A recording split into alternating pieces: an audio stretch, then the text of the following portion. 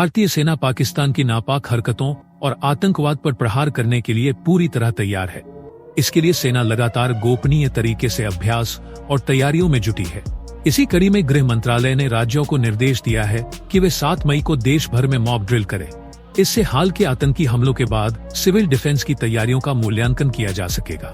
ऐसी mock drill आखिरी बार साल 1971 में हुई थी। आइए जानते हैं कि इस बार कौन कौन से शहर शामिल हैं और ऐसी स्थिति में आपको क्या करना चाहिए। पहले देखिए इन शहरों की लिस्ट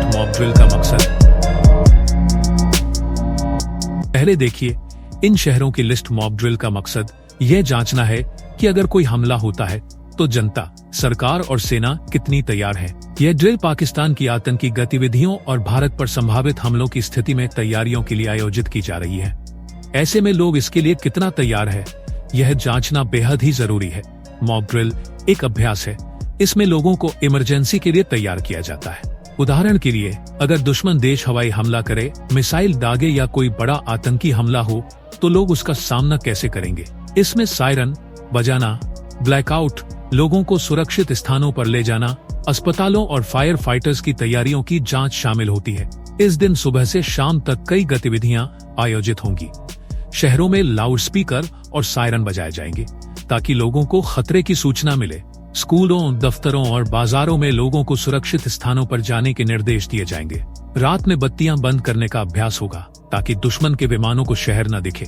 साल 1971 के युद्ध में भी ऐसा ही किया गया था। सेना के कैंप, पावर प्लांट और बड़े कारखानों को कैमोफ्लाज करने का अभ्यास होगा। अगर अभ्यास के दौरान ब्लैकआउट की घोषणा हो तो घर की सभी लाइटें, गाड़ी की हेडलाइट्स और मोबाइल की रोशनी बंद कर दे। अगर आप बाहर हैं तो नजदीकी बंकर या भूमिगत शेल्टर में चले जाएं। यदि ऐसी जगह उपलब्ध नहीं है तो किसी मजबूत टेबल या दीवार के पास बैठ जाएं। ब्लैकआउट अभ्यास के दौरान कई सख्त नियम लागू किए जाते हैं ताकि कोई लाइट दिखाई न दे और दुश्मन का ध्यान न जाए। आइए जानते हैं कि गाड़ियों, रेलवे और स्ट्रीट लाइट्स का क्या होगा।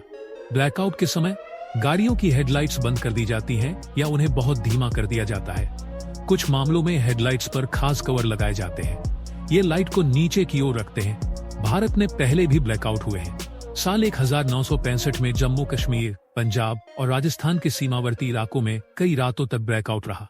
दिल्ली में भी रात में बिजली बंद रहती थी। उस समय हवाई हमले हो रहे थे, इसलिए ब्लैकआउट जरूरी था। साल 1971 में असम और पश्चिम बंगाल के शहरों में भी ब्लैकआउट लागू किया गया। ऐसा इसलिए क्योंकि युद्ध पूर्वी मोर्चे पर लड़ा जा रहा था। साफ है कि मोदी सरकार पाकिस्तान से बढ़ते तनाव के बीच देशवासियों को किसी इमरजेंसी सिचुएशन के लिए तैयार कर रही है। इसकी कितनी जरूरत पड़ेगी ये तो वक्त ही बताएगा। तब तक देखते रहिए इंडिया अड्डा।